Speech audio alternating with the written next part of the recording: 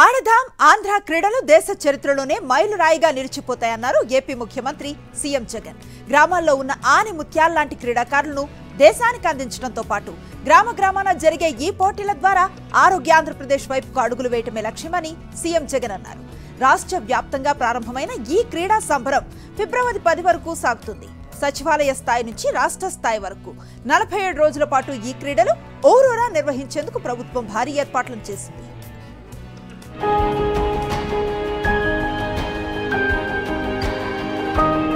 రాష్ట్రంలో క్రీడాకారులను అంతర్జాతీయ స్థాయికి తీసుకురావడమే లక్ష్యంగా మొదలైన ఆంధ్రప్రదేశ్ అంతటా ఆడుదాం ఆంధ్ర మెగా స్పోర్ట్స్ ఈవెంట్ అట్టహాసంగా ప్రారంభమైంది.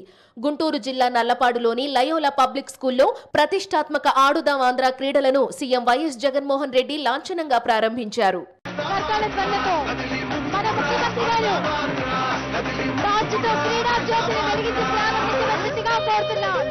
ఈ క్రీడా సంబరాలు దేశ చరిత్రలోనే ఒక మైలురాయిగా నిలబడిపోతుంది అని కూడా చెప్పడానికి గర్వపడతా ఉన్నా. ఈ రోజు నుంచి జరిగే ఈ కార్యక్రమం మరో 47 రోజుల పాటు ఫిబ్రవరి 10వ తారీఖు దాకా ఊరూరా కూడా పండుగ వాతావరణంలో జరుగుతుంది. ఆడుదాం ఆంధ్ర పోటీల ప్రారంభం సందర్భంగా సీఎం జగన్ క్రికెట్ ఆడారు. సూపర్ షాట్లతో అందరినీ అలరించారు.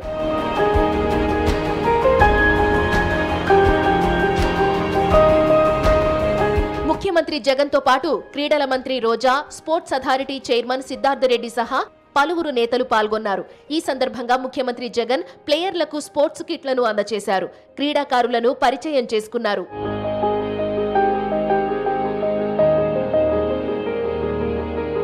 ఆరోగ్యంగా ఉండాలంటే జీవితంలో క్రీడలు చాలా అవసరమని ముఖ్యమంత్రి జగన్ పోటీల ప్రారంభం సందర్భంగా తెలిపారు. గ్రామీణ క్రీడాకారుల ప్రతిభను గుర్తించేందుకు ప్రత్యేక ప్రణాళికను ప్రభుత్వం సిద్ధం చేసిందని, ఇక నుంచి ప్రతి ఏటా ఆడుదాం ఆంధ్ర పోటీలను నిర్విరామంగా కొనసాగిస్తామని చెప్పారు. గ్రామస్థాయి నుంచే ఈ లక్ష్యానికి అడుగులు వేస్తున్నామన్నారు.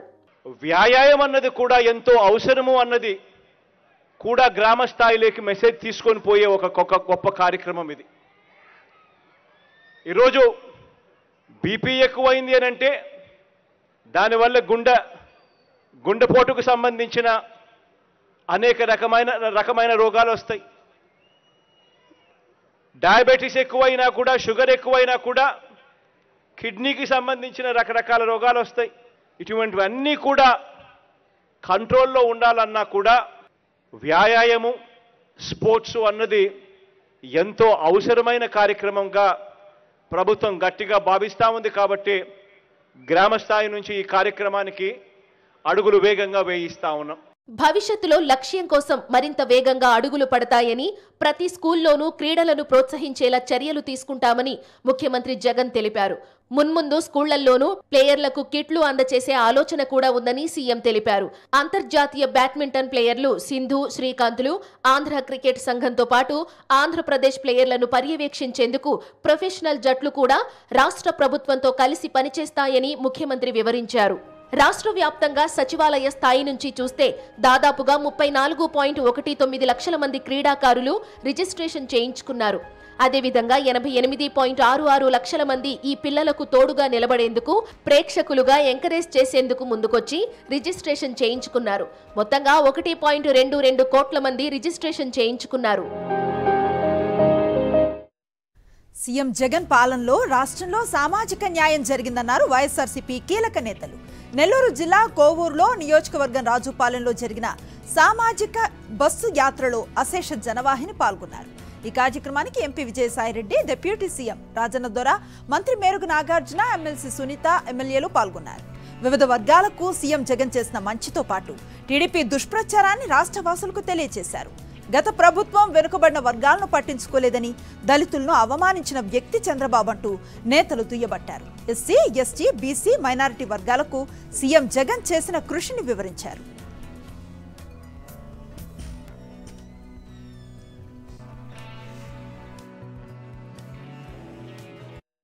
నిరుద్యోగుల కోసం చంద్రబాబు ఏం చేస్తాడో తెలుసు. బాబు వస్తే జాబ్ వస్తుందన్నాడు. జాబు లేకపోతే 2000 రూపాయలు ఇస్తా ప్రతి నెల అన్నాడు. పారిపోయాడు. జగన్మోహన్ రెడ్డి గారు 4 లక్షల పైగా ఉద్యోగాలు ఇస్తే 80% ఎస్సీ, ఎస్టీ, బీసీ, మైనారిటీలకి.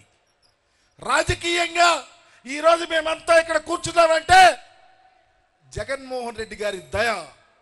ఈ దేశ చరిత్రలో ఆ మహానుభావులు కోరుకున్నటువంటి సామాజిక విప్లవంలో భాగం రాజకీయ వారసత్వం, రాజకీయ భాగస్వామ్యం. మంత్రులు ఇస్తే అగ్రతాంబూలం.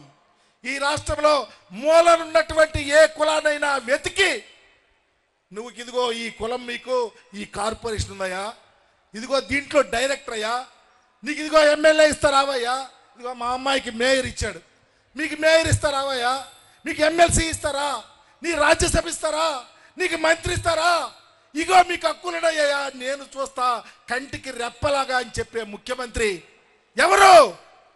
జగనన్న. జగనన్న పాలనలో ఎవరూ అసంతృప్తిగా లేరన్నారు మంత్రి రోజా. అంతా మీడియా సృష్టి అని మండిపడ్డారు. నగరంలో తనకు టికెట్ ఇవ్వకపోతే మనస్ఫూర్తిగా వదులుకోవటానికి సిద్ధంగా ఉన్నట్లుగా స్పష్టం చేశారు. 175కు 175 నియోజకవర్గాలే టార్గెట్ గా సీఎం జగన్ మార్పులు చేస్తున్నారని చెప్పుకొచ్చారు. ఇప్పుడున్న సినారియాలో 175కి 175లో ఎక్కడెక్కడ ఏ సామాజిక వర్గాన్ని పెడితే బాగుంటుంది అన్న ఉద్దేశంతోనే జగన్ గారు మారుస్తున్నారు. అది పార్టీలో ఉన్న ప్రతి ఒక్కరం కూడా మంచి మనసుతో ఆహ్వానిస్తున్నారు, దానికి సపోర్ట్ చేస్తున్నారు. దీంట్లో ఎక్కడ కూడా గొడవలు లేవు. మిమ్మల్ని మారిస్తే నగర్ నుంచి మీరు యాక్సెప్ట్ చేస్తారా? 100%. ఎక్కడ చేయాలనుకున్నారా మారితే? ఇచ్చినా ఓకే, ఈక్వైనా ఓకే, ఎవరు అసంతృప్తిలో లేరండి. మంత్రి గుడివాడ అమర్నాథ్ కీలక వ్యాఖ్యలు చేశారు. ఎన్నికల సమయంలో పార్టీలు మారటం సహజం అన్నారాయన. ఉత్తరాంధ్రకు చెందిన ఓ ఎమ్మెల్సీ పార్టీ మారతారన్న విషయం తనకు తెలియదని, నిజంగా పార్టీ మారితే ఆయన రాజకీయ ఆత్మహత్యకు పాల్పడ్డట్లేని అన్నారు. ప్రజల కోసం సీఎం జగన్ ఏ సీట్ అయినా మార్చొచ్చన్నారు. 175 మంది ఎమ్మెల్యే అభ్యర్థుల కోసం రాష్ట్రంలో ఉన్నటువంటి 5 కోట్ల మంది ప్రజల తాలూకా భవిష్యత్తుని పరంగా పెట్టేటువంటి పరిస్థితుల్లో వైఎస్ఆర్ కాంగ్రెస్ పార్టీ లేదు. బలమైనటువంటి అభ్యర్థులకు ఇవ్వాలి. రేపు మళ్ళీ రాష్ట్రంలో రెండోసారి అధికారంలోకి రావాలి. మళ్ళీ రాష్ట్రంలో ఉన్నటువంటి 5 కోట్ల 30 లక్షల మంది ప్రజానికానికి సంక్షేమాన్ని, అభివృద్ధిని అందించాలనేటువంటిది ఒకే ఒక ధ్యేయం. ఇందులో 10 మందో 20 మందో 50 మందో బాధపడతారని చెప్పి దానికోసం నిర్ణయం మార్చుకునేటువంటి ఆ అభిప్రాయం కానీ అటువంటి ఆలోచన కానీ జగన్మోహన్ రెడ్డి గారికి లేదు. పదవుల కోసం పాకులాడే వారిని సమాజం క్షమించదని ఘాటు వ్యాఖ్యలు చేశారు మంత్రి అంబటి రాంబాబు. గుంటూరు జిల్లా సత్తెనపల్లి నియోజకవర్గంలో వైసీపీ ఆధ్వర్యంలో నిర్వహించిన వంగవీటి మోహన్ రంగా వర్ధంతి కార్యక్రమంలో పాల్గొన్నారు. ఆనాడు వంగవీటిని హత్య చేసింది తెలుగుదేశం పార్టీయే అన్న కన్నా లక్ష్మీనారాయణ ఇప్పుడు పదవి కోసం అదే పార్టీలోకి వెళ్లారని మండిపడ్డారు. వంగవీటి మోహన్ రంగారావు గారిని చంపింది తెలుగుదేశం అన్నాడు. డైరెక్ట్ గా చంద్రబాబే చంపాడు అన్నాడు. చంద్రబాబు వంగవీటి మోహన్ రంగారావుని చంపడమే కాదు, శాసనసభ్యుడిగా నన్ను కూడా చంపాలని ప్రయత్నం చేశాడు. కానీ ఆయన వల్ల కాలేదని ఆయన అన్న మాటలు, నేనన్న మాటలు కాదు. నేను ఇవాళ ఏమైనా ఆరోపిస్తున్నానని అనుకుంటానేమో కాదు. మీరు ఒకసారి యూట్యూబ్కి వెళ్ళి చూడండి. వంగవీటి మోహన్ రంగారావు గారిని చంపింది చంద్రబాబు నాయుడు అంటే తెలుగుదేశం. అంగన్వాడీ సంఘాలు ప్రతిపాదించిన 11 డిమాండ్లలో 10 ఆమోదించామని మంత్రి బొత్స సత్యనారాయణ తెలిపారు. గ్రాట్యుటీ అంశం రాష్ట్ర పరిధిలో లేదన్నారు. అంగన్వాడీల సమస్యల పట్ల ప్రభుత్వం సానుకూలంగా ఉందని చెప్పారు. 11 డిమాండ్లు మాకు ఇవ్వడం జరిగింది. ఒక్క డిమాండ్ తప్ప మిగతా 10 డిమాండ్లు కూడా ఆమోదించాము. వాళ్ళు గ్రాట్యుటీ అనేది మన చేతిలో లేదు, అది కేంద్ర ప్రభుత్వం ఇచ్చింది. కోర్టుకు వెళ్ళారు ఇవ్వాలి అంటే ఆ కోర్టుకి ఒకవేళ కానీ కోర్టుకు వెళ్ళి గుజరాత్ రాష్ట్రం ఇచ్చిందంటే మా కోర్టుకు వెళ్తే దాన్ని కంటెంప్ట్ చేయండి, దానికి కావాల్సిన మాకు అభ్యంతరం లేదు. ప్రభుత్వం మీద కూడా ఇస్తే మనం ఇవ్వచ్చు. లేకపోతే ఎందుకంటే ఇది స్కీమ్, ఇది కేంద్ర ప్రభుత్వం ఆమోదించిన తప్ప రాష్ట్ర ప్రభుత్వం ఇవ్వడానికి అవకాశం లేదు. అయినప్పుడు కూడా రాష్ట్ర ప్రభుత్వం ఎవరైనా సరే రిటైర్మెంట్ అయితే వాళ్ళకి ₹1,00,000 ఇప్పుడు 50,000 ఇస్తుందాన్ని 1,00,000 చేస్తామని చెప్పాము. అలాగే వర్కర్కి వచ్చి 20,000 ఇస్తుందాన్ని 40,000 చేస్తామని చెప్పాము. దానికి సంబంధించిన జీవోను కూడా ఇష్యూ చేయడం జరిగింది. అలాగే 62 సంవత్సరాలు ఎవరైతే వాళ్ళ రిటైర్మెంట్ స్టేజ్ వయసు ఉందో దాన్ని 62 సంవత్సరాలు చేయమని అన్నారు. అది కూడా చేస్తామని దానికి కూడా ఆర్డర్ ఇవ్వడం జరిగింది.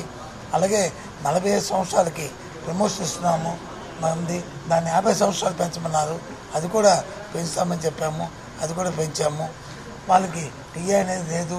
ఎక్కడైనా మీటింగ్కి వెళ్ళినప్పుడు ఓ టీఏ కావాలని అడిగారు, అది కూడా ఇస్తామని దానికి కూడా ఉత్తర్వులు ఇచ్చాము.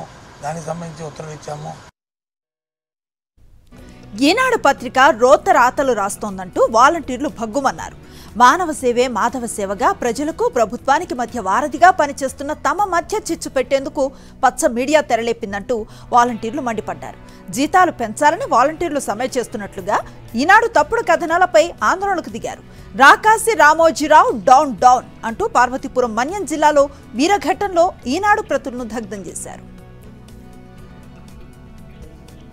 తిరుమలలో వైకుంఠ ద్వార దర్శనాలు కొనసాగుతున్నాయి. గత 3 రోజులుగా లక్షలాది మంది భక్తులు వైకుంఠ ద్వార దర్శనాన్ని చేసుకుంటున్నారు. గతంలో 2 రోజులు మాత్రమే ఉన్న వైకుంఠ ద్వార ప్రవేశం ఇప్పుడు 10 రోజులకు మార్చింది టీటీడీ. దీంతో భక్తులు 10 రోజుల పాటు వైకుంఠ ద్వారం ద్వారా ప్రవేశించే అవకాశం రావడంతో భక్తులు సంతోషాన్ని వ్యక్తం చేస్తున్నారు.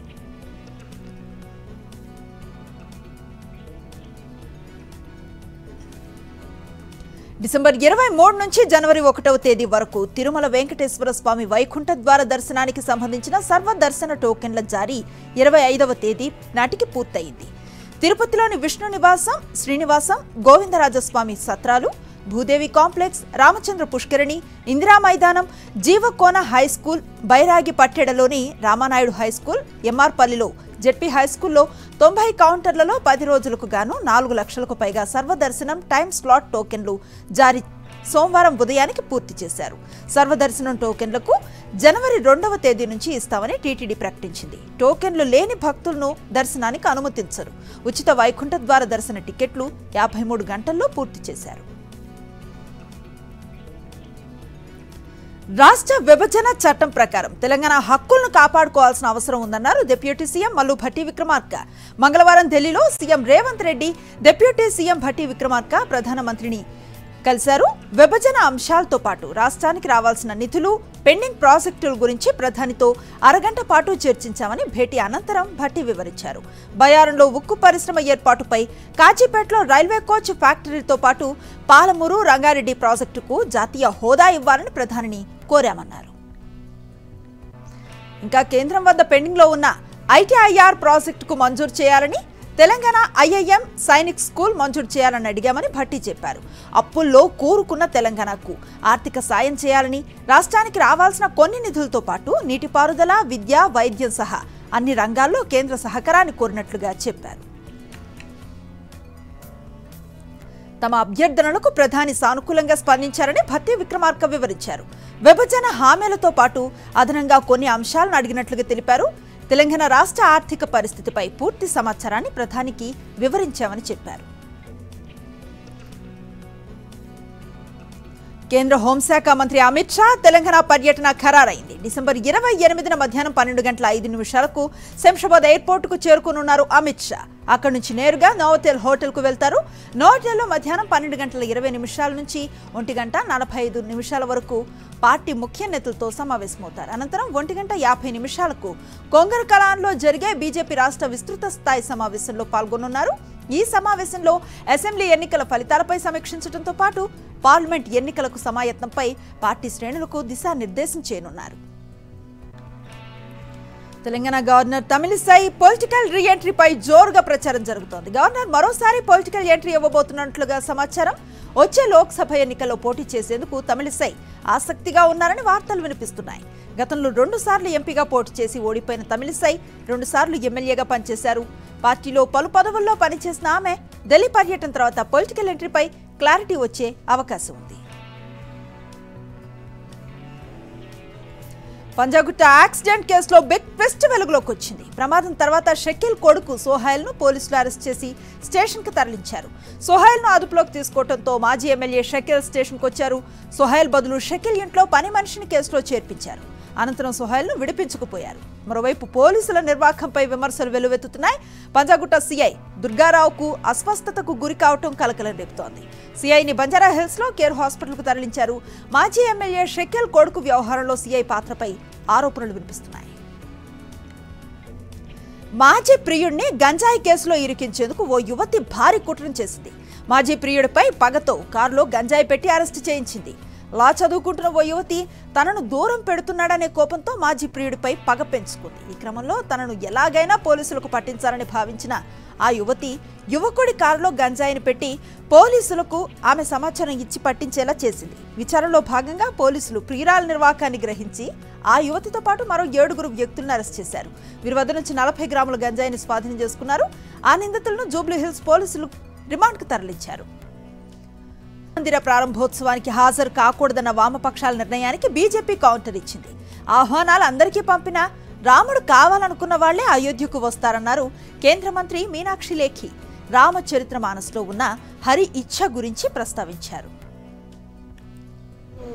इसमें कोई बहुत अचंभा करने वाली बात नहीं है, क्योंकि जो ऑर्गेनाइजर्स हैं उन्होंने सबको न्योता दिया है, लेकिन पहुंचेंगे वही जिन्हें राम ने बुलाया है. तो इनको राम जी ने नहीं बुलाया. ऐसे लोगों को भगवान भी नहीं चाहते हैं. సమాజ్వాదీ పార్టీ నేత స్వామి ప్రసాద్ మౌర్య హిందూ మతంపై చేసిన వ్యాఖ్యలు రాజకీయ దుమారాన్ని రేపుతున్నాయి. హిందూ అసలు మతమే కాదు మోసం అంటూ వివాదాస్పద వ్యాఖ్యలు చేశారు ఆయన. సోమవారం ఢిల్లీలో జరిగిన జాతీయ బౌద్ధ బహుజన హక్కుల సదస్సులో హిందూ మతంపై అనుచిత వ్యాఖ్యలు చేశారు ఎస్పీ మౌర్య. హిందూ అనేది మతం కాదని, ఓ జీవన విధానమని ప్రధాని మోదీ, ఆర్ఎస్ఎస్ చీఫ్ మోహన్ భగవత్లు పలు సందర్భాల్లో స్పష్టం చేశారన్నారు.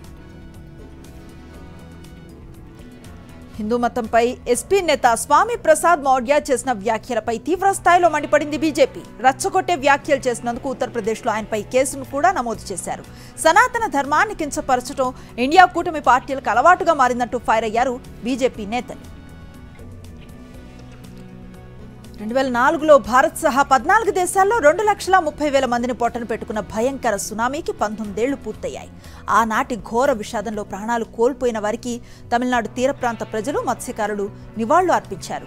సంప్రదాయ దుస్తులు ధరించి ప్రార్థనల్లో పాల్గొన్నారు తమిళ జాలర్లు. 2004 సునామీలో ఒక్క తమిళనాడు రాష్ట్రంలోనే 610 మంది ప్రాణాలను కోల్పోయారు. రాకాసి అలలకు అనేక మత్స్యకార గ్రామాలు తుడిచిపెట్టుకుపోయాయి. మానవ అక్రమ రవాణా అనుమానంతో 4 రోజుల పాటు ఫ్రాన్స్లో చిక్కుకుపోయిన విమానం ఎట్టకేలకు ముంబైకి చేరుకుంది. 276 మంది ప్రయాణికులతో ముంబై ఎయిర్పోర్ట్లో ల్యాండ్ అయింది. ప్యాసింజర్స్ను ప్రశ్నించిన అనంతరం బయటకు వెళ్లేందుకు అనుమతించారు సిఐఎస్ఎఫ్ అధికారులు. రొమేనియాకు చెందిన లెజెండ్ ఎయిర్లైన్స్ విమానం 303 మందితో గురువారం దుబాయ్ నుంచి నికరాగువాకు బయలుదేరింది. మార్గమధ్యంలో ఇంధనం కోసం ప్యారిస్ సమీపంలో వాటరీ విమానాశ్రయంలో ఆగింది. మానవ అక్రమ రవాణా జరుగుతుందన్న అనుమానంతో స్థానిక అధికారులు ఈ ఫ్లైట్ను అధీనంలోకి తీసుకున్నారు. ఫలితంగా 4 రోజుల పాటు విమానం ఫ్రాన్స్లోనే చిక్కుకుపోయింది. పాకిస్తాన్ సార్వత్రిక ఎన్నికల్లో ఓ హిందూ మహిళ పోటీ చేయడం చర్చనీయాంశంగా మారింది. ఖైబర్ పఖ్తూన్ఖ్వా నుంచి ఎన్నికల బరిలోకి దిగుతున్నారు డాక్టర్ సవీరా పర్కాష్. బునేర్ జిల్లాలోని PK25 స్థానానికి ఆమె నామినేషన్ దాఖలు చేశారు. పాకిస్తాన్ పీపుల్స్ పార్టీ టికెట్పై ఎన్నికల్లో పోటీ చేస్తున్నారు doctor Saveera. Abbottabad international medical college నుంచి 2022లో MBBS ను పూర్తి చేశారు సమీరా వర్కాష్. తండ్రి అడుగుజాడల్లో నడుస్తూ రాజకీయాల్లోకి అడుగుపెట్టారు. ప్రస్తుతం బునేర్లో PPP మహిళా విభాగానికి జనరల్ సెక్రటరీగా వ్యవహరిస్తున్నారు. అదే పార్టీ నుంచి ఎన్నికల బరిలోకి దిగారు. వచ్చే ఏడాది ఫిబ్రవరి 8న పాక్లో సార్వత్రిక ఎన్నికలు జరగనున్నాయి. ఈ ఎన్నికల్లో దాదాపు 28,600 మంది అభ్యర్థులు పోటీ చేస్తూ ఉండగా ఇందులో దాదాపు 3,000 మంది మహిళలున్నారు. అయితే హిందూ కమ్యూనిటీకి చెందిన ఏకైక మహిళ సవీరానే. ముస్లిం ప్రాబల్యం ఎక్కువగా ఉన్న బునేర్ నుంచి ఆమె పోటీ చేస్తున్నారు. హక్కుల కార్యకర్తలు, సోషల్ మీడియా ఇన్ఫ్లుయెన్సర్ల నుంచి సవీరాకు మద్దతు లభిస్తోంది.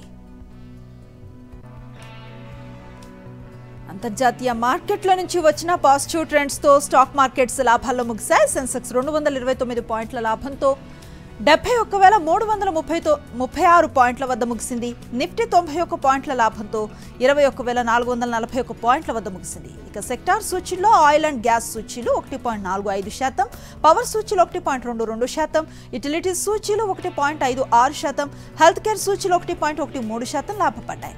నిఫ్టీ టాప్ గెయినర్స్ లిస్టులో దివిస్ ల్యాబ్ 4.55%, హీరో మోటార్ కార్ప్ 2.65%, అదానీ ఎంటర్ప్రైజెస్ 2.45% లాభపడ్డాయి. నిఫ్టీ టాప్ లూజర్స్ లిస్టులో బజాజ్ ఫినాన్స్ 1.65%, ఇన్ఫీ 1.08%, టీసీఎస్ 0.68% నష్టపోయాయి.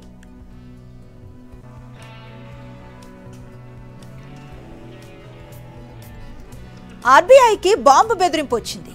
ఆర్బీఐ ఆఫీసులో బాంబు పెట్టినట్లుగా ఈమెయిల్ ద్వారా సమాచారం ఇచ్చారు ఆగంతకులు. మొత్తం 11 బాంబులు అమర్చామంటూ ఈమెయిల్ పెట్టారు.